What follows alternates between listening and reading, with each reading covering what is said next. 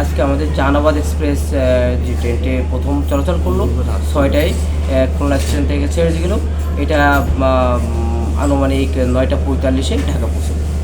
আজকে প্রথম দিনে আমাদের টিকিট বিক্রিত হয়েছে খুলনা থেকে বিভিন্ন রুটে 553টি, যেটা রেশিও হিসেবে পুরো 70% দাঁড়ায়। টোটাল সিট কাভার ছিল 768, এবং এতে হচ্ছে 11টি হচ্ছে মানে যাত্রীবাহী এবং একটা হচ্ছে লাকিট প্ল্যান, যেটাতে আমাদের মালামাল পরিবহন করা।